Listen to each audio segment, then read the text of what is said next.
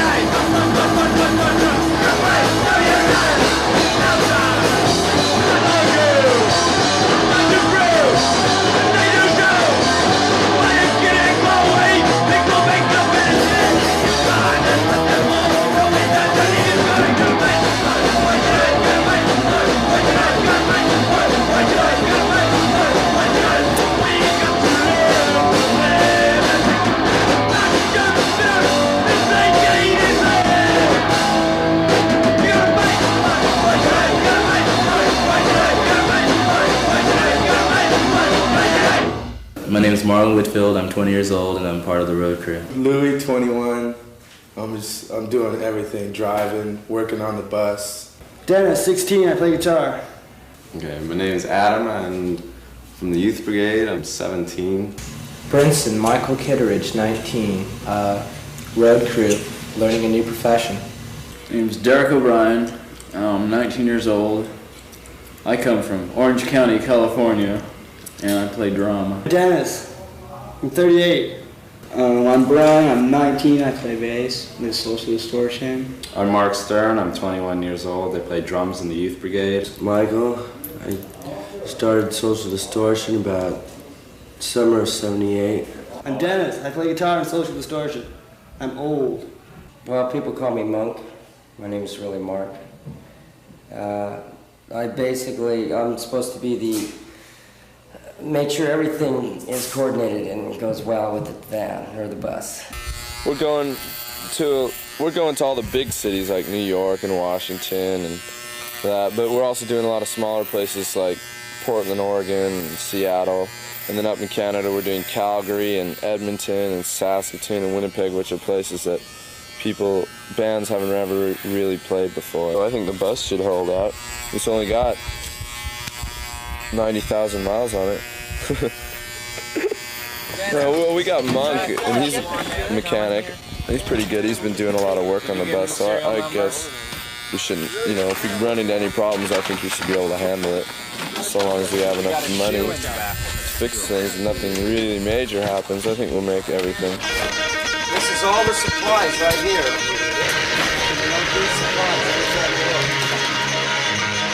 Is that everything? Yeah. All right, get Sean, let's get out of here.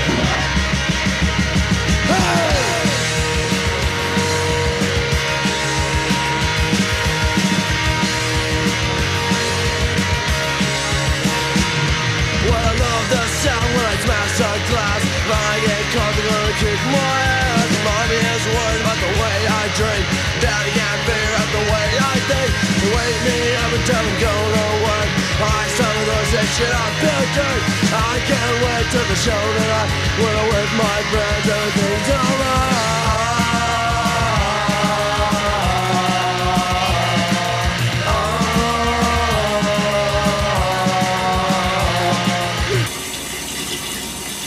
I do this every day. It's just not only just for shows, but just before you go outside into the world. It's just my look. A lot of people laugh, but to me there's nothing funny about it. To me, it's very fashionable. And it's a look that I've wanted for a long time. Most guys don't know how to wear makeup anyways. Guys naturally think you're gay because you have eyeliner, mascara, maybe a little nail polish on. I just kind of like that sympathetic look when I'm on stage. It just looks more natural too. But it kind of it looks as though you've been crying or something. It kind of makes you have a sympathetic view towards you. I'm really looking forward tonight because this will be our first gig of the tour. And this will be an assembly of what it's going to be like.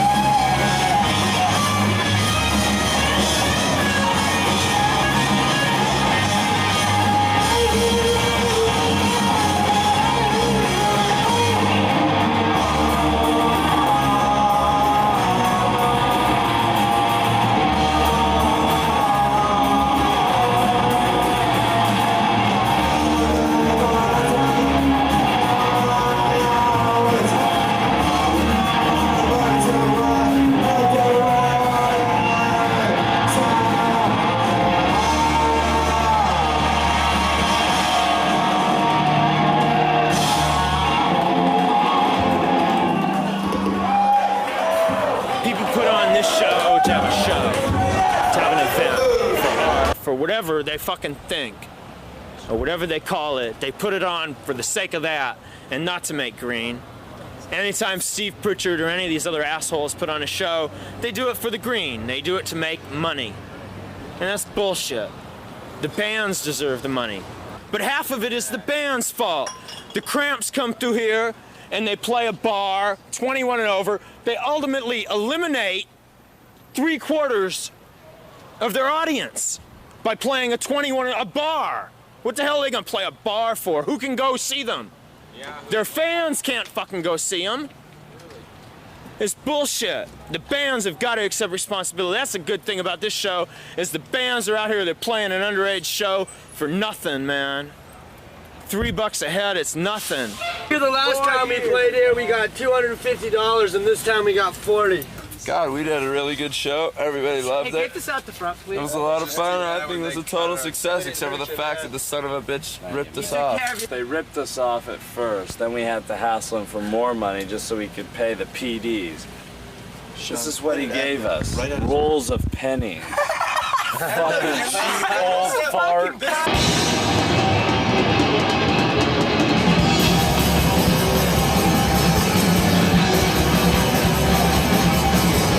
Understand the way we feel to you are not no sort of real.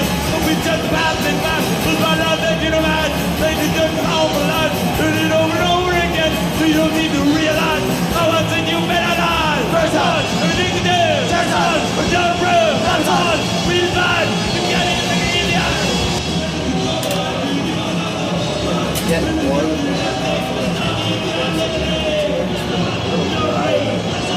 This looks like a good color. I mean, if I was a normal person working 9 to 5, I'd get kind of pissed off if I saw someone with blue hair. I mean, because you got to figure that person, you know, lives a pretty free and carefree life. Because, you know, you can't go to work with blue hair. It just doesn't work that way. So they get kind of pissed off because I can go and do what I damn well please, and they have to go to work every day. Which is, I think it's a big part of why everyone dislikes punks so much. Because punks pretty much do as they please, you know? You define yourself in society to a large degree by how you look. And if I wore topsiders and polo shirts and something like that, I would define myself as the nice middle-class kid who's ready to take up where my parents left off. And the fact is that I don't look like that means that I'm not willing to do that, and my look is a direct reflection of my attitude. I can no more change my look than I could change my attitude. I would feel unclean virtually going around looking like a prep. The reason why I look the way I do is because I don't like the quote-unquote Brooke Shields look. I don't like the everyday all-American girl. Okay, because I'm not. Well, when I was little, you know, most people they grow up and when they're little they say when I grow up I want to be a doctor or whatever. I always wanted to be a clown, so that might have something to do with the way I look so strange. If I dress normal, you know, like preppy or whatever, I could be walking down the street and I could still get pulled over for just being black in like the wrong neighborhood, which has happened to me before.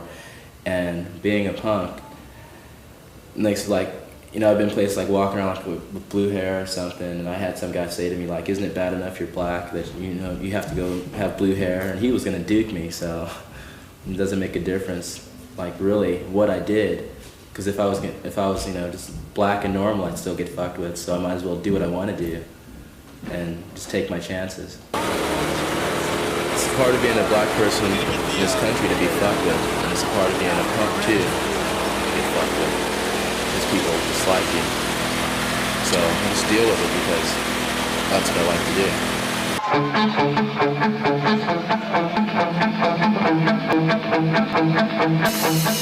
The tour's going really well right now. We're all having a really good time, and we're just about to go into Canada.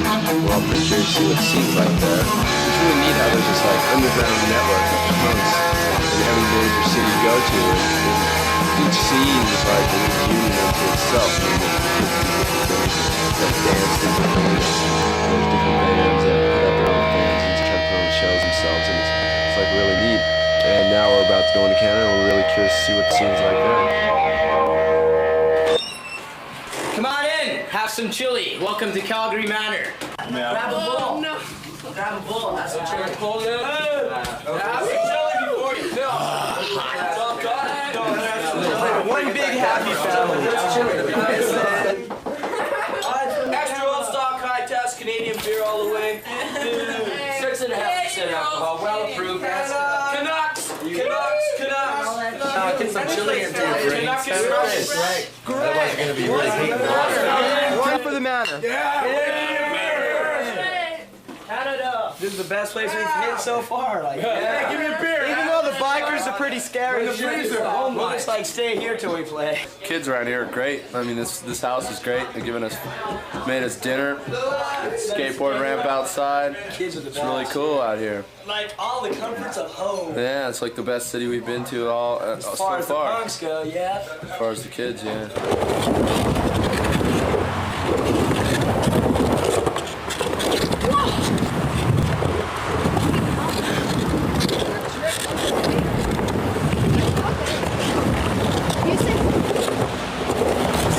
The Manor from Calgary. Most of the punks come party here. It's where everybody hangs out, have good times, bands play. Like Calgary's probably just started a couple years ago with the punk scene, and everybody's basically still fighting for it, keep a hold of it, I guess. Why is it so tough here? Just because there's too many rednecks and cowboys. People are too narrow-minded, I guess, to listen to other music. Look at you and call you names and shit, want to fight you. So you got to do it. That's what. Like, now you don't get that many comments on the street anymore. I guess It's people not too are starting to accept us. You still get people walking by. I've had people walking by and, pointing fingers at me like they're gonna shoot me and, stuff like that. Like, blow the punks away. They all kind of look out for each other. And That's the one in New York? pretty well, yeah. It doesn't matter whether you live here or not, just You guys should get in there and help yourself to a hole. colony of punks. Pretty good stuff. It's the hottest. Let me get in front. They're a close bunch of people. Don't fuck with the fun bus. Fun bus. The fun bus is here to have fun. You fuck with our brains and we fuck with your body. You fuck with everyone's body. I walked outside and there was this blonde chick standing there and I just started rapping to her. Next thing I know, she was in the club and she was upstairs and then I was at her house and I looked at, she was like laying in bed and I saw all these fucking little trippy marks and I go, fuck, what's that?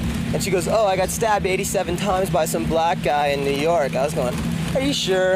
And finally I believed her. I was drunk and I had fun. One good thing about it though, Monk doesn't have to worry about getting shit for having sex with the ugly girls. She still wasn't no Mohawk mania chick, but she wasn't so happening. So what'd you guys think of the girl? Blew me away.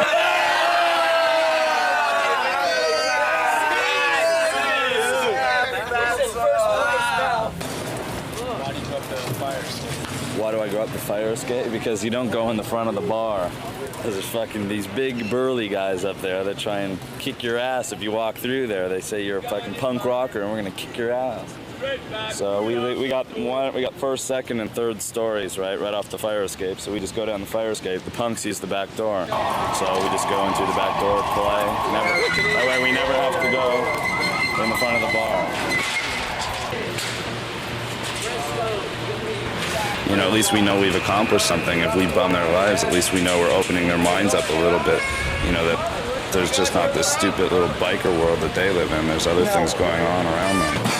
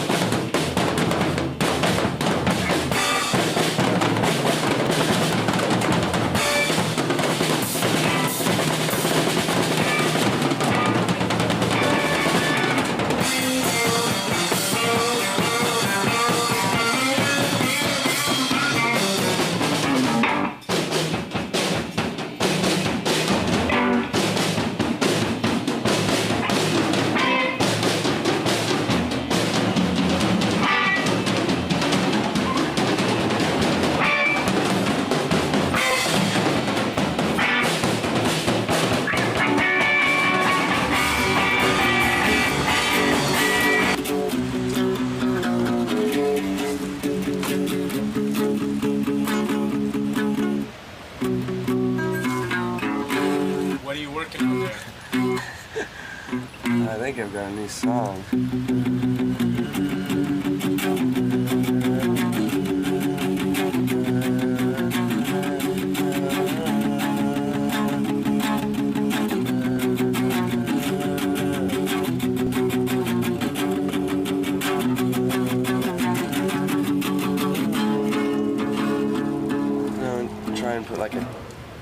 some type of chorus that steps up, like.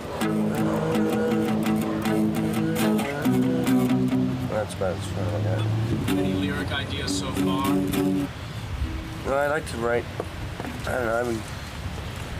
I'm thinking about a lot of things on the tour.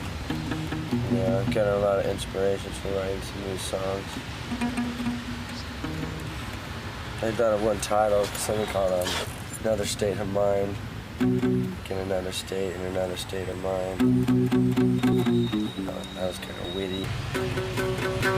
I'm playing in a band, I'm traveling, and making money. I'm making enough money to live. So that's what I'm doing. I'm living, and I'm living my lifestyle. Yeah. Give me your average day. Average day. Sleep in.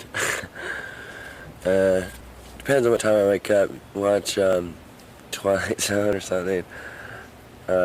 Eat. I watch General Hospital in Rockford. And then let's see. I used to watch. Then I'd watch like Mary Tyler Moore and Bob Newhart. I'd eat again. And then I'd watch SWAT and then Kung Fu, then go out. Drink with my friends, go to a show or something. Nightlife.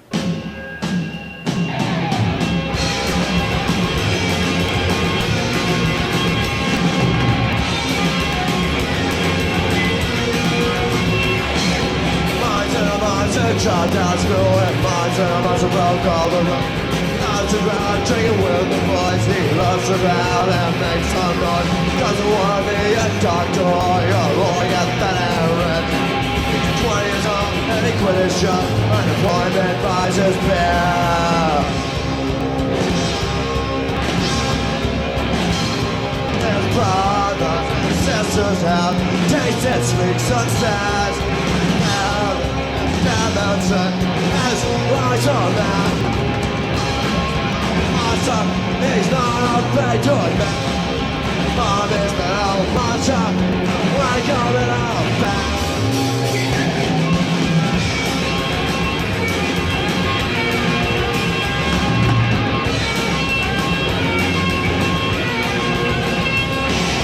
Mine's in a want to shoot, smoke a drink. Mine's in a want to have sex at 15. Then for the street, she couldn't deal with all she has fun with the boys in the band. In her eyes, it'll never end. That's what happened to her face. It couldn't happen at an end.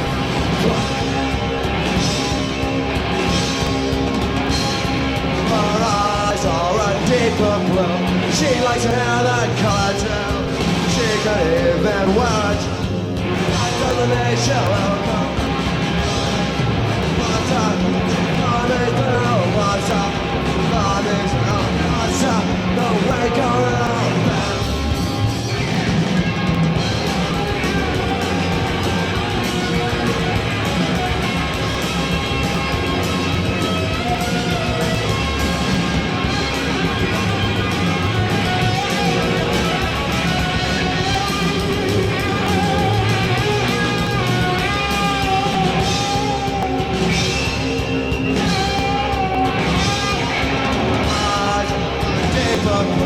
She likes to have that color too. She can even well dressed. That doesn't make she'll she's promised no must. Promised no must. Wake her up.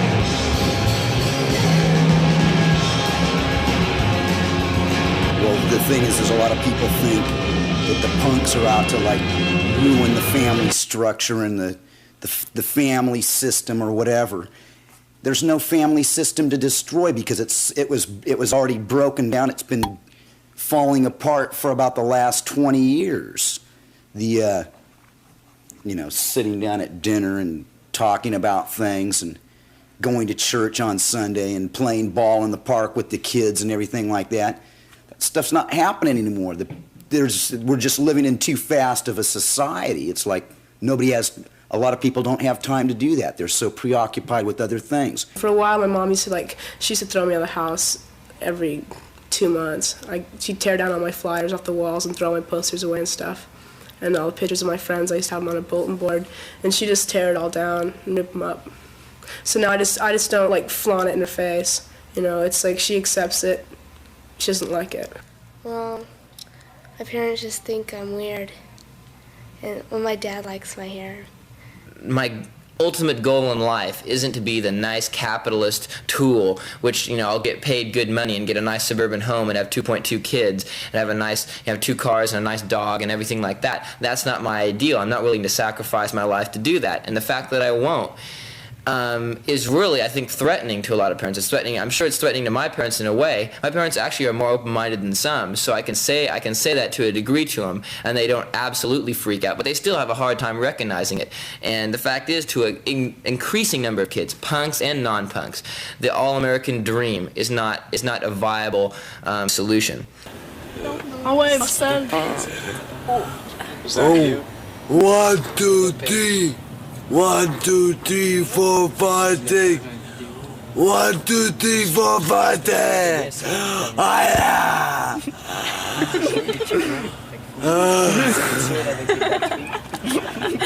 Tell me about, is this Marcel?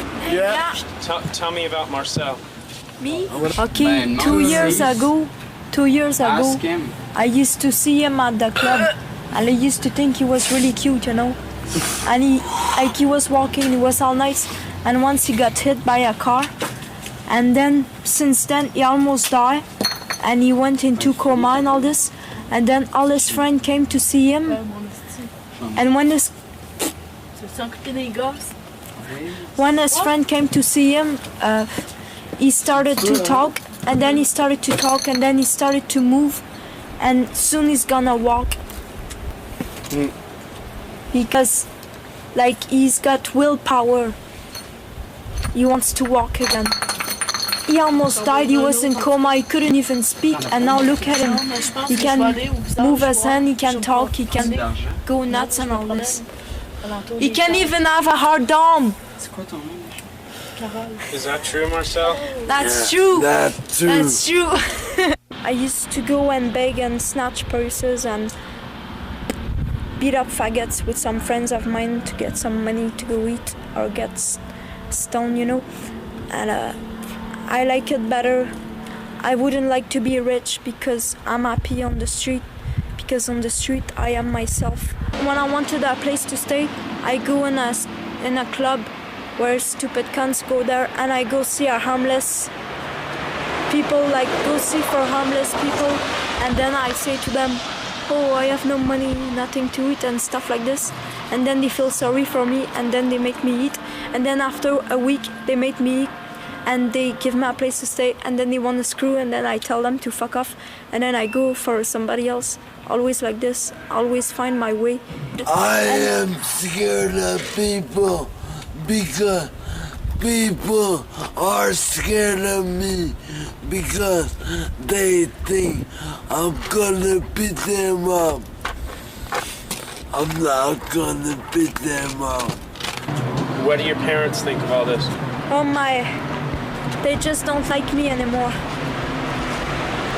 Because I used to be another person years ago.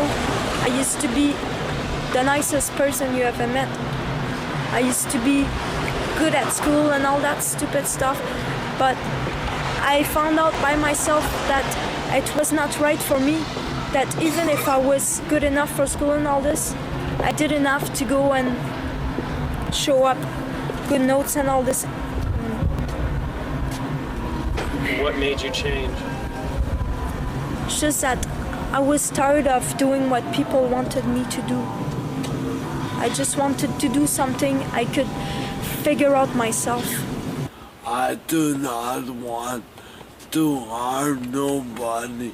I want them to live in peace and to make me live in peace. I am gonna die in 3 years. So I want everybody to come and see me at the funeral. You're gonna die in 2 years? 2 years. Why? Because life is not amusement for me.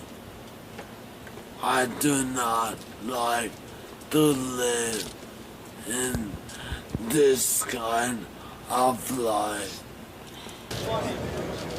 Well, this is kind of like the worst it's been getting on the tour. I mean, the last couple of days we've been breaking down, and it's like starting to get really bad in Montreal. I mean, the weather's pretty bad. We've been running out of money. We've been having the bus has been breaking down. We've been having to spend money fixing up the bus, and things are getting kind of fucked. Everyone's starting to complain and grumble about not getting enough money. We haven't been getting paid at all the gigs. Like tonight, we didn't get paid all our money.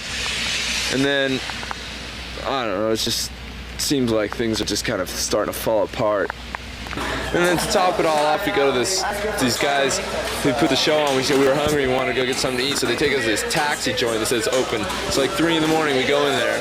And this lady, this French lady, this old ugly lady wouldn't serve us. She wouldn't even speak to us in English. And we knew she could speak English. We knew she understood what we were saying. And then she calls the cops on us, and the cops come and kick us out. We didn't do anything. All we wanted to do was buy some food. They wouldn't even let us eat. It was totally ridiculous.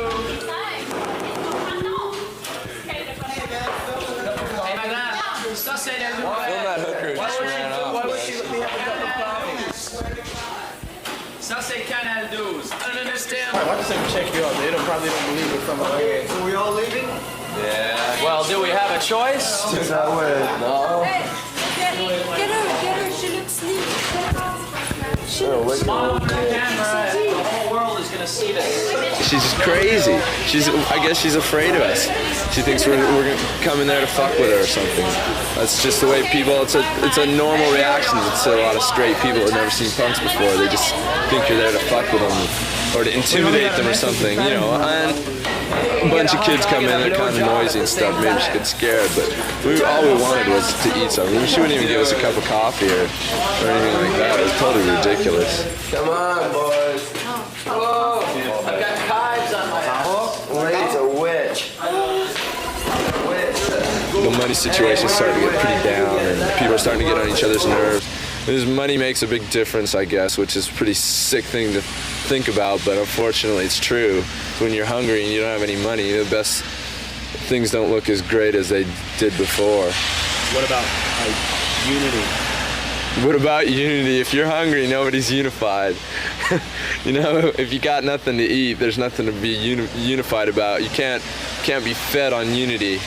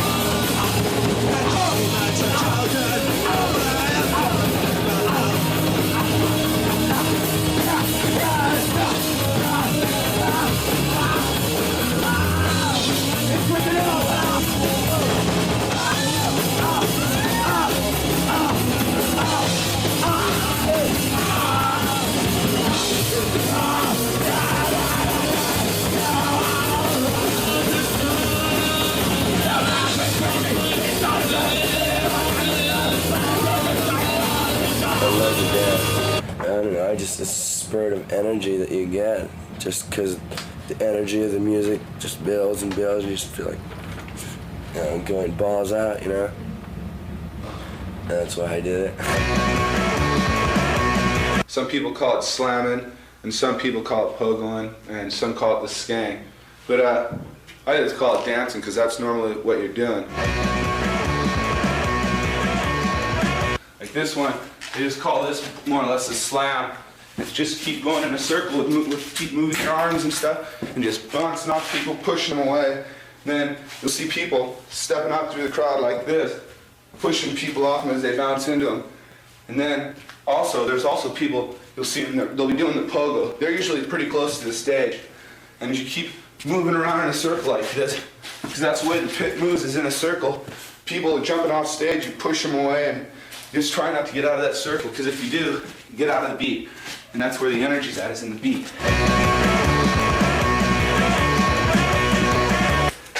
Just keeps going like this.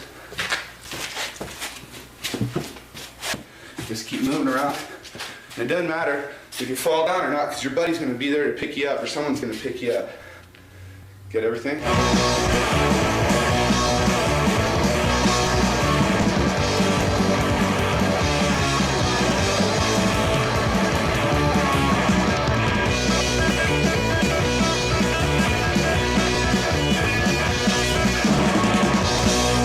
Well, the slam dance is just a real aggressive type of dance. It's almost like, you know, something you would see in a football game.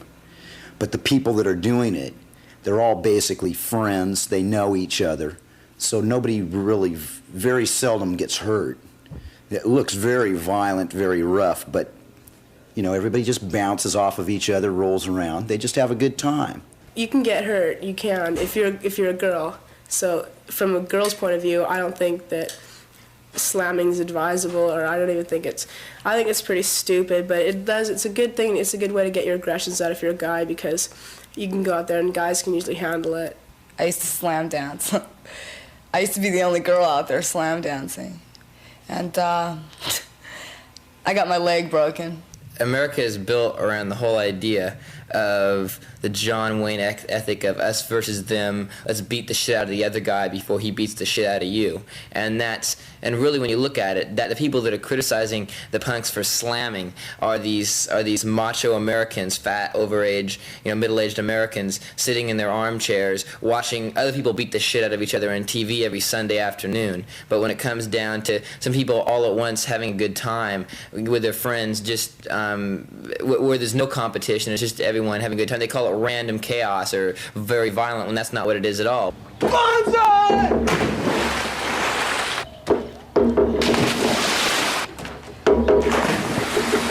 Okay, well, we come out here on weekends and practice stage dives, and because sometimes if you're at a gig, you can get hurt if the crowd splits, or you mostly try to land on your feet or towards your feet or your butt, so you don't really crack your head open when you hit the ground. When there's no gigs happening, we just go here and just let out our aggression because of school and parents and everyone. Mm-hmm. It's just something to do.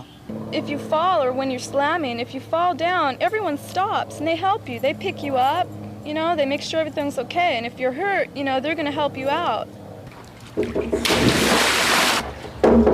sometimes you try to land not feet first in the people, because I've landed feet first in somebody's head and got beat up for it, and it wasn't too much fun.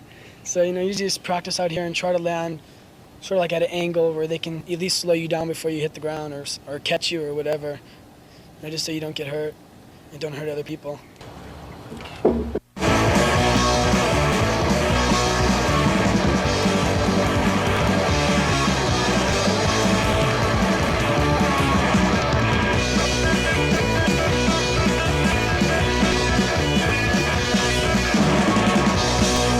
Some kids say that when they're out dancing at a punk show that it's not violent, but that's really a joke because it is violent. The whole nature of the dance is violent, the way kids swinging around. It just looks like they're beating each other up. The thing is it's not a malicious violence. It's not negative. They're not out there to hurt each other. They're out there getting their aggressions out. I mean, they got a lot of pent-up angers and hates and frustrations, and like a lot of things about the world that piss them off, and it's just a release, an energy release.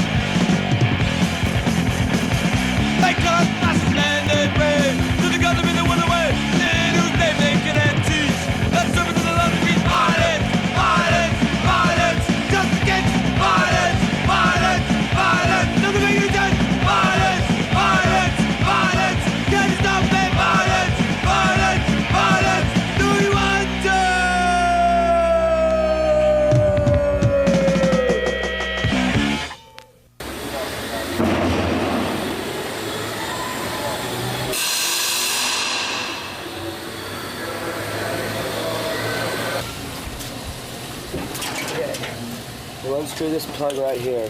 That one? Yeah, right there. And we'll fill gearing box fluid so we don't get the jaw wobbles again. No more jaw wobbles.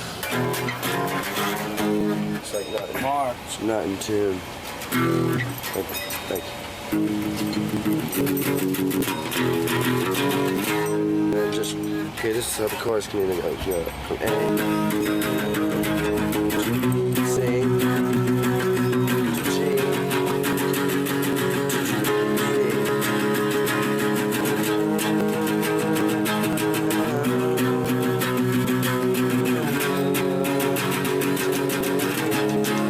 I think that'd be more melodic. Well, try. Just 1, 2, 3, 4, and vocals. 1, 2, 3, 4. Okay, so remember that change? I'll follow you. Okay. Then start it. Hang on me.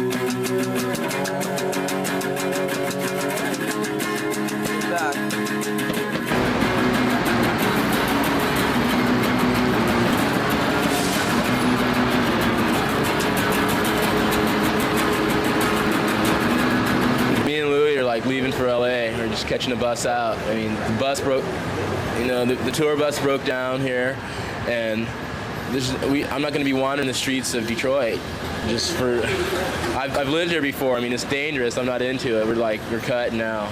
That's it. What did the other guys think?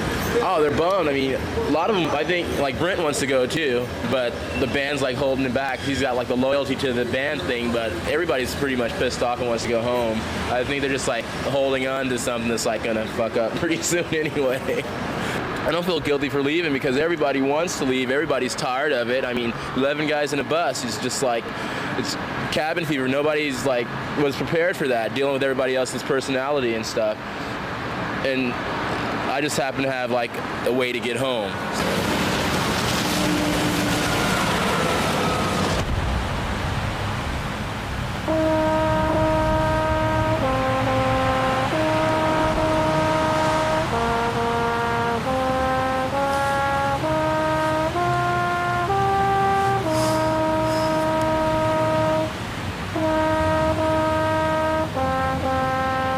People say that punks are rebels without a cause, but that's not true. I mean, we have plenty of things to fight for. I mean, kids in the 60s, they made people aware of the problems, and they had a war to fight against. We don't have a war, but those problems are still around. They didn't find any solutions for them. I mean, they still exist. It's hard these days for kids to have anything to believe in. I mean, the traditional things we were brought up with, the government, the family system, the American dream, the whole religion thing that's so important to our society, they just don't work anymore. It's all falling down around us. We can see it every day. It's just nothing you can believe in. We live in a government right now under an administration that's trying to regress, go back to a golden age. It doesn't exist, and they sincerely believe we could have a nuclear war, and that's a really scary thing to grow up thinking that these people are any day are just going to blow us all up.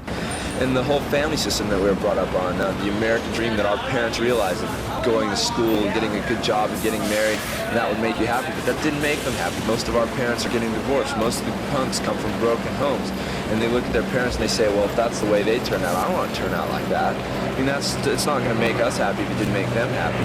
And the religious values that we're brought up on, I mean, we live in what people term a sinful society these days. Those religious values that we were brought up in, they just don't exist. Most of us look at ourselves as individuals, and as far as following some sort of dogmatic religious values or code, we just won't do that anymore. How many times has someone come to you and said, friend, what you're doing to yourself is wrong. The way you're living is not right. You need to turn around. Has anyone ever said that to you? And what was your reaction? Did you just go ahead right on and do whatever you want to do? Or did you listen when people tried to tell you that you're making a mistake? You know the devil will get you to go to any extreme. The devil loves extremes. He'd like for you to be somewhere cutting yourself, deforming yourself, and abusing your body somehow, some way. That's one of the devil's tricks today.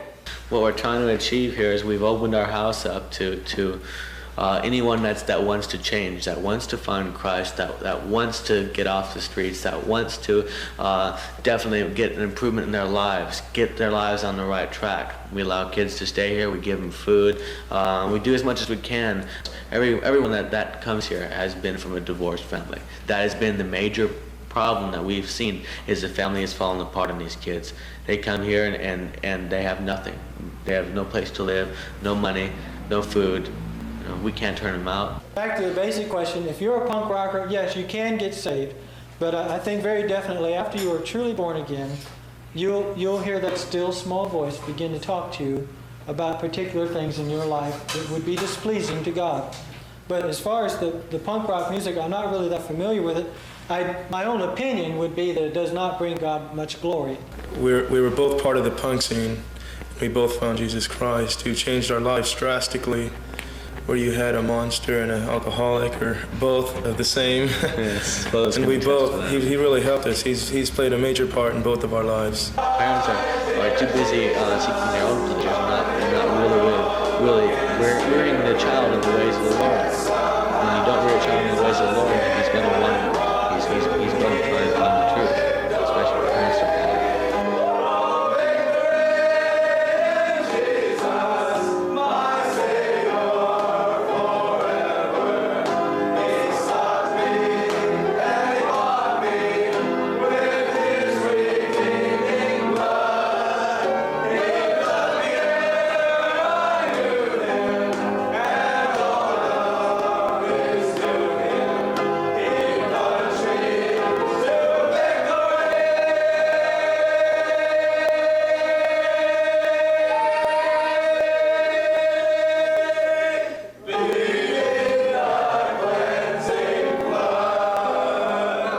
One of the, I think, the presets of punk is that you don't accept morality just as a code of rules for no reason without thinking about it. Is that morals and institutions, stuff like that, should be questioned just like everything else should be, and that organized religion doesn't go along with that. Accepting what some preacher says just because he's a preacher and claims does something in the name of God is really stupid. And it's the preachers and the Reagans and people like that who end up killing millions of people in the name of us versus them, or in the name of some religion or their country or their flag or whatever. And that punks, I can't imagine a punk accepting what Jerry Falwell says or some other asshole preacher. We can say bad things about the church and everything like that, but it's just another crutch. Like some kids drink, some kids take pills, some kids go to church. Rollin', rollin', rollin', keep the bus a rollin'. Rollin', rollin', rollin', keep the bus a rollin'. Rollin', rollin', rollin', keep the bus a rollin'. Rollin', rollin', rollin', keep the bus a rollin'. Rollin', rollin'. That's the bus song. That's all they know.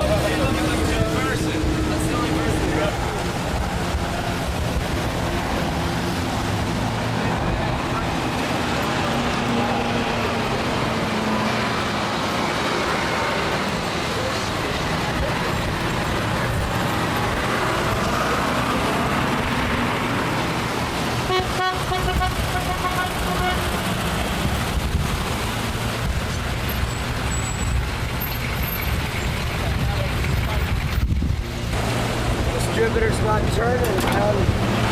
I mean, I don't know what the fuck, man. I didn't hear it do anything. It's the same thing it did like I didn't even fucking hear nothing, man. I was sitting right there. I was right behind you, man.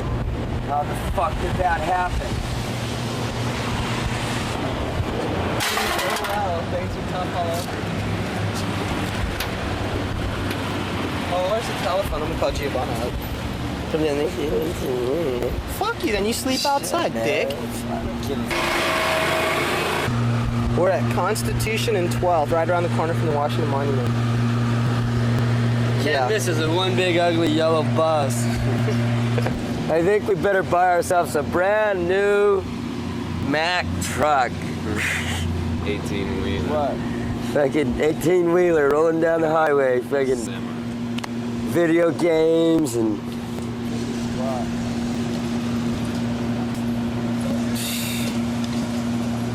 It's a good thing we're a mobile society.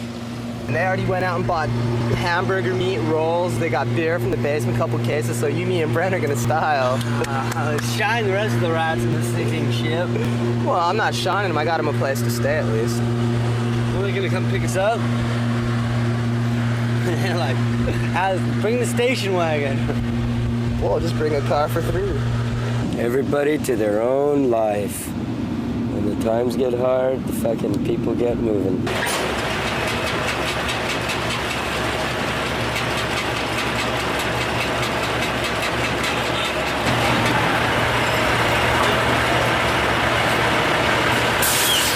Mike Brenton, our roadie extraordinaire, has just called up a girlfriend of his here in Washington and made arrangements for him and 2 other people to go stay at her house. So him and Brent and Dennis are going to go stay there, and we're kind of stuck. And so we're going to get the bus though and try and find a place to get it fixed. We don't really have anywhere to stay, so I guess we'll call our friends over at the Discord house. And that's where Minor Threat, one of the biggest bands out in the East Coast, lives. They're kind of responsible for starting the straight edge movement, which is pretty much an anti-drug, anti-drink, anti-one-night stand movement that's gained a lot of notoriety around the country. And I think it's a pretty neat thing. I don't think they agree with all of it, but I respect them for it.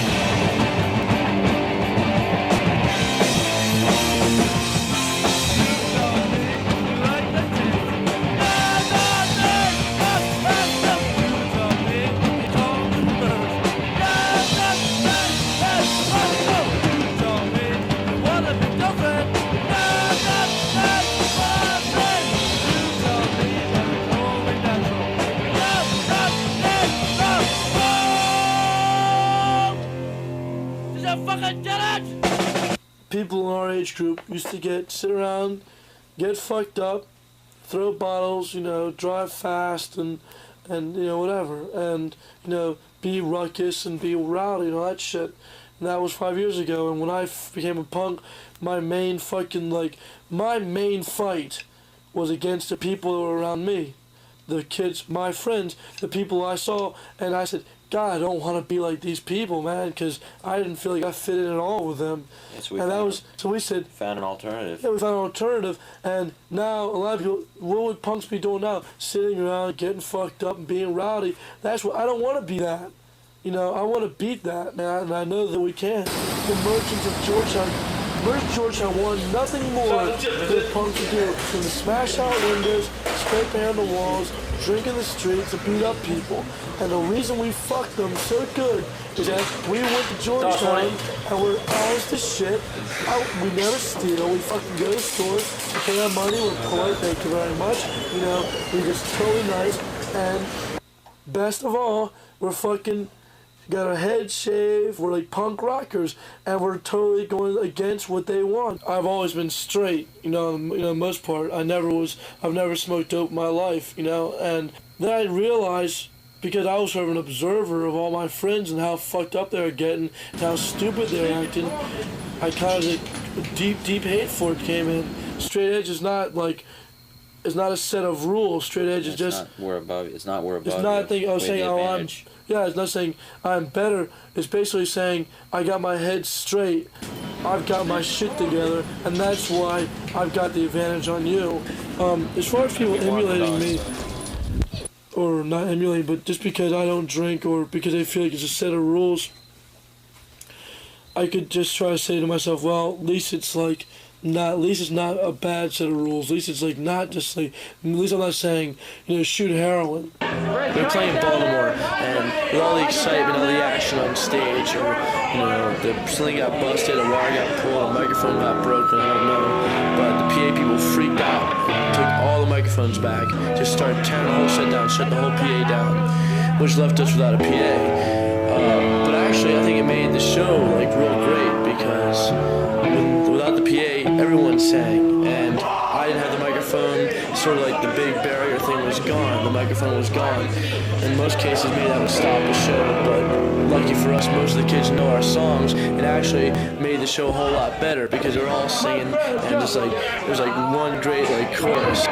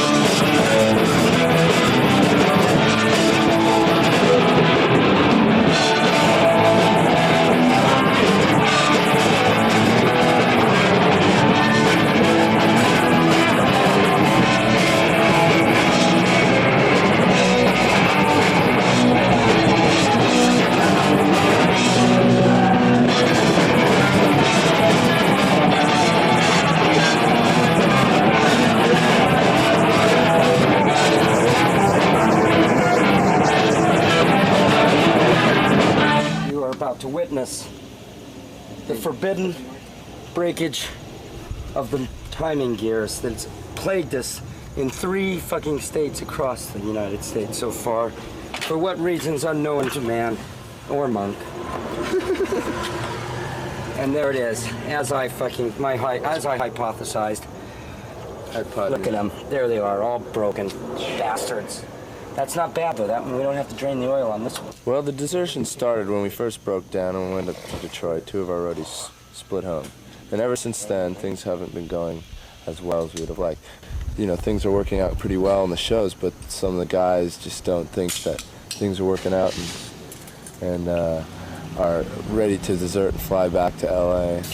Why do things seem so bad that we've stayed here for 3 nice days and had a good time? Because we finally realized what it's like to be a human being again. We haven't been humans on that bus. We wake up stinky and sweaty and sticky every morning. We don't eat. It's like being in a goddamn cattle car. And I seriously did lose like 6 pounds, and that bothers me because I can't afford to lose 6 pounds. It's like we're getting punished for something on this tour. Like we did something wrong before we left, and now this is our punishment. Those 3 going off to the house, you know, it's a nice house, and I'm glad for them there, but it just kind of broke up the whole unity of us being on the bus. We stuck together this long, and as soon as it broke up like that, things started falling apart. This tour has brought out the worst in everyone. Plus, it has kept Michael pretty much constantly drunk because he's always had money or someone fluent in brews, which is not good because Michael drinks excessively. You know, he drinks till he falls down. I can get as drunk as I want and still play them. I've been playing half these songs for 3 years. I know them like I know these songs like my mother. It's never us, it's just Sean Stern, period. Sean Stern tells us. Sean Stern does this. Sean Stern calls them. Sean Stern doesn't pay us. It's not like we all have a hand in the kitty because we don't have shit to say about it. Just sit on the bus and wait for the next major catastrophe. It's not my responsibility to give them pep talks and be their camp counselor. This isn't camp. This isn't guaranteed fun, and when the fun stops, then we're going to take care of them. You know, they have to understand and use their minds that if things fuck up, if the bus breaks down, then the money's got to go for the bus, because the bus is the most important thing to keep the tour going. And if we have to cut people's money down to $5, we have to cut people's money down to $5. That's all there is to it. Everybody's in the same boat, and if they can't make it, then they can't. Well, we've been here in Washington for about 4 or 5 days now. We've been staying here at Discord House. I don't know what Mike and Brent and Dennis, if they're going to come back or what. The bus hasn't been fixed yet, so we've just been staying here trying to keep ourselves occupied. Modern Threat's been really cool, really hospitable. They've put us up and been really nice. We heard a lot about Washington scene before we came here, and it's like really lived up to its expectations, if not more. I'd probably say that Washington in the Baltimore area have the biggest scene in the country outside of LA, and it's really energetic. It's a lot of fun. The kids are really nice. Everybody's been really supportive of what we're doing. We've been meeting a lot of really interesting people.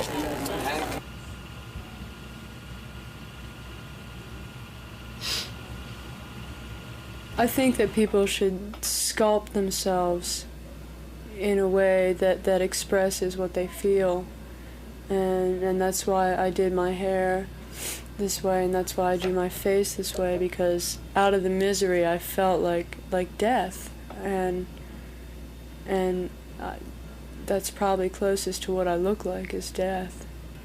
I think a lot of people find it repellent. I think a lot of people find it sexy and attractive, because they're going home to the same old thing every day, and if they see an interesting sculpted woman,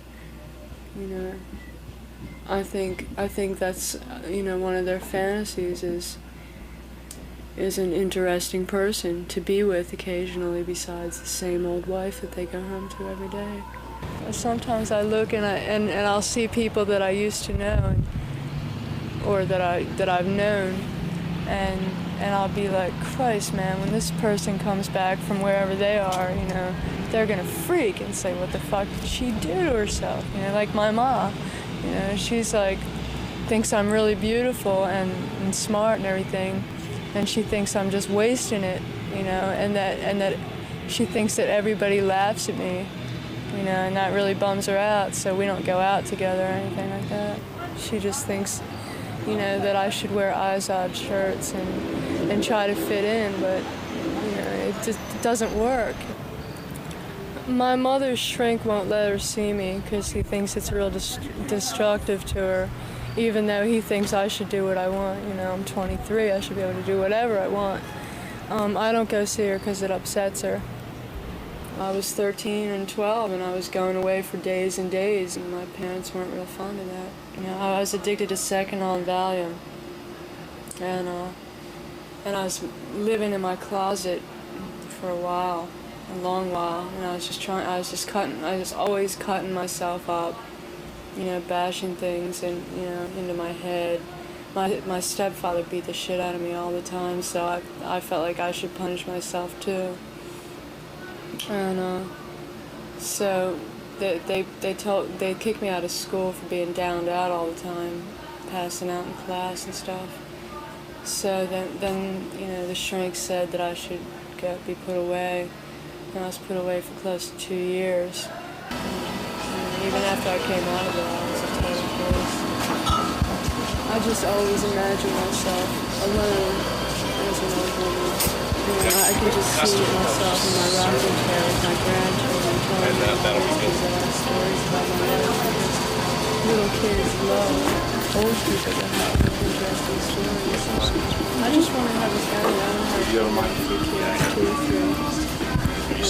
have and help them be people that understand other people and tolerate everyone, or at least try and understand everyone's point of view. I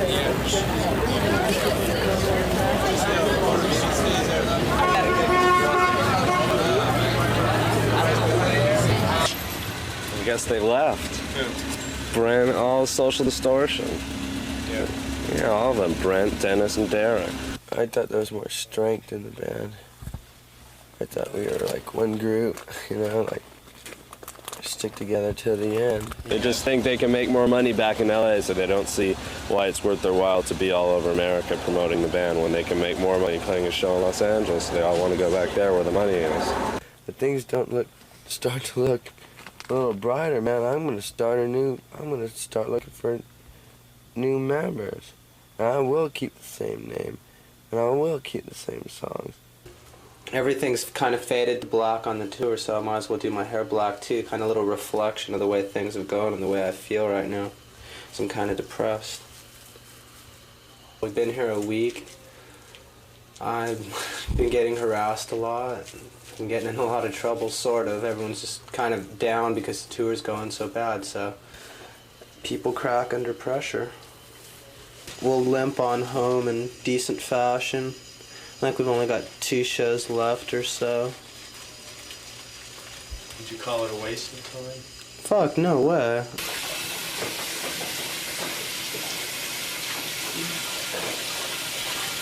Now when I get home, diet blonde again and go back to the beach. Style.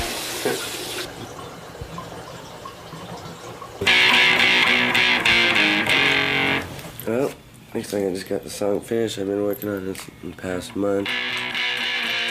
Called Another State of Mind. I wrote it like about the tour, about things I thought about on the tour, some of the things that happened, experiences that we've gone through. First verse says, I'm in another state of mind. I wish I could be there right next to her. This road leads to this, and this one leads to that. Her voice sends shivers down my spine. The chorus says, these scars in my flesh, I'm bruised and I'm bloody. Only she knows the pain that I've been through. I talk to her 1,000 miles away. There's tears in her eyes. If I make it back, I'm going home to her. And then that's what I've got so far.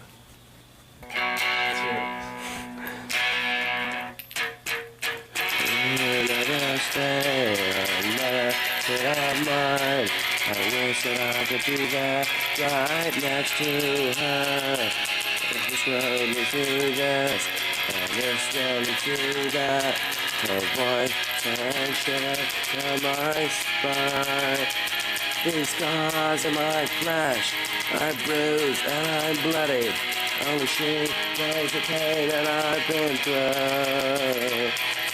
Talk to her 1,000 miles away, there's tears in her eyes.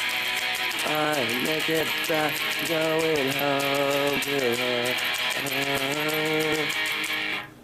The rest of the band is gone. Our band can't finish the tour. So all I'd be stinking around for is roading for Youth Brigade. And I'd probably be getting in the way more than I would be helping. So just figured I'd go home. I had a great time. It was fun. It was the best summer I ever had. You got it, the king. All right, man. Take care. Don't badmouth myself. Don't badmouth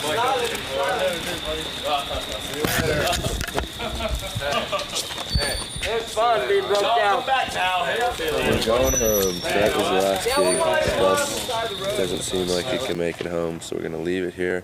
Some friends of ours, and we're all going home. And my loving brothers are flying home, luxury class. We're leaving the bus here because we don't want to get broken down in the middle of the desert somewhere. So we'll come back for it. There's no place like home. There's no place like home. There's no place like home.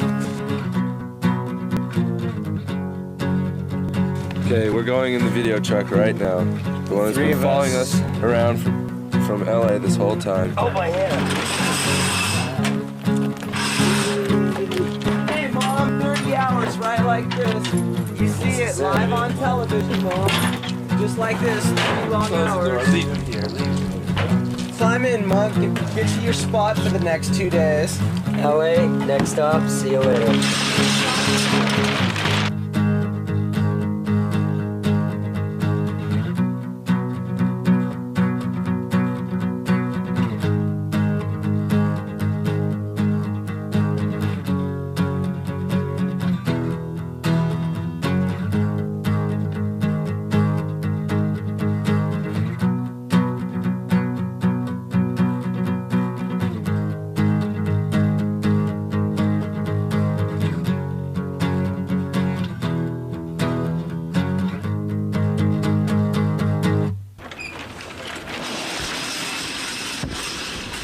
Well, we finally made it home.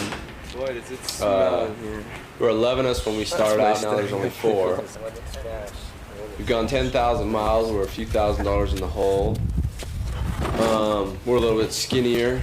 I'd say that we're not as good friends as we used to be, at least not right at the moment. We know each other a little bit better. You might think that this is a dismal failure, and you might be right to a certain extent. Monetarily, it is a dismal failure. But that's not what we set out to do. We didn't set out to make money. I think we've accomplished what we set out to accomplish pretty much. and that's what's important to me. Was it worth it? Nice. Yeah, I'd say it's worth it. I mean, there are times when you wake up and things look like they were falling apart. You just wanted to go home and forget the whole thing. It was a real pain. But then there are the times when you pull into a town and you don't know anybody, and you've only talked to somebody on the phone or something. They're putting you up in their house, like kids at the Manor in Calgary, kids in Winnipeg, or kids at the Discord house in Washington. It's just like, there's these punks thousands of miles from where you live. You don't know them, you've separated by a lifetime, and you can sit up with these kids, some kid, and all night long, drinking or whatever, and talking to them, and it's like you share all these things with these kids. And it makes you feel good. It makes you have some hope in the world, because these kids are the future, and this is what's going to make the world go on existing despite all the problems we have. Because if you're not the only one who feels this way, if there are other people, then you know that there's some hope for the world. And if I had to go back and do it all over again, I would. Definitely, I would.